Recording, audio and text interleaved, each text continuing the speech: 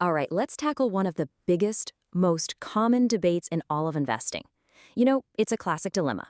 It pits pure, cold, hard data against our very real, raw human emotions. So let's get right into it. So picture this. You suddenly have a big chunk of cash, let's say $100,000. The question is, what's the smartest thing to do with it? Do you go all in and invest every penny right now? Or do you play it safe and maybe invest it little by little over time? This, right here, is the core of the debate between lump sum investing and dollar cost averaging. First up, let's talk about the steady approach. This is the one that's all about being cautious and consistent. It's called dollar cost averaging, or DCA for short. And for a lot of people, this is kind of the default comfort zone, especially when the market feels a little shaky. The idea behind DCA is actually super simple. Instead of taking that whole 100 grand and putting it into the market on one single day, you break it down. You invest smaller, fixed amounts on a regular schedule. It could be weekly or monthly, and you do it no matter what the market is doing. So what does this actually look like? Well, let's say you have $12,000. Using DCA, you'd invest $1,000 every month for a year. Now, when the market dips, your $1,000 actually buys more shares. When it rises, it buys fewer. The end result? Over that year, you've averaged out your purchase price, basically smoothing out all those wild market swings. And this brings us to the big advantages of DCA. First, and this is a big one, it dramatically reduces the risk of that absolute worst-case scenario, investing all of your money right at the very peak of the market. But maybe just as important, it helps manage the emotional side of investing. It can be absolutely terrifying to invest a large sum at once, and DCA makes it way easier to just stay calm and stick with your plan. But DCA is not perfect. There's a hidden cost here that a lot of people don't really consider, and it has a name: cash drag.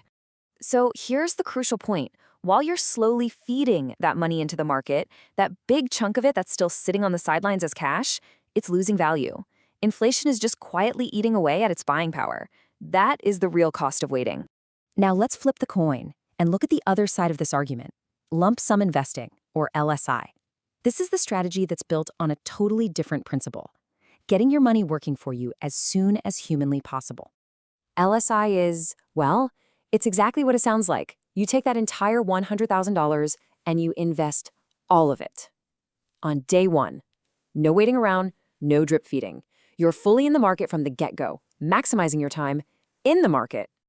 The logic behind going all in is powerful because it's based on a fundamental historical truth. While markets definitely have their bad days and even bad years, the long-term trend has always been upward. So the thinking goes, the longer you're invested, the more likely you are to capture all that growth. And the data really backs this up. Research shows that the S&P 500 ends the year higher than it started about 74% of the time. Just think about that. Historically, you've had a roughly 3 in 4 chance that investing on January 1st was the right call. Of course, there's a catch, and it's a huge one. What happens if you invest during that other 26% of the time? The number one risk with lump sum investing is getting the timing spectacularly wrong. If you want to see this danger in action, just look at the dot-com bubble. Imagine you invested a lump sum into the NASDAQ at its absolute peak back in March of 2000. By 2002, you would have lost 78% of your money. And what's truly staggering is that it would have taken you nearly 15 years just to get back to even. That is a painful, painful lesson. Okay, so that story is enough to scare pretty much anyone away from LSI. So if that risk of a catastrophic crash is always out there, why does the data seem to suggest that going all in is often the better choice? This is where we need to set aside our gut feelings and look at the evidence. We're going to dive into a landmark study on this exact topic, conducted by Vanguard, one of the biggest investment companies in the world. They asked a very simple question. Looking back over decades of market history across multiple countries, which strategy actually ends up on top most of the time? And the answer might actually surprise you. Vanguard's research found that lump sum investing has outperformed dollar cost averaging about 2/3 of the time. Let that sink in for a second. In roughly 66% of all historical scenarios, going all in from the start led to a better outcome. And this wasn't just a US thing. The study found this 2/3, 1/3 split held true across global markets, including in the UK and Australia. And the fundamental reason comes right back to that cash drag we talked about.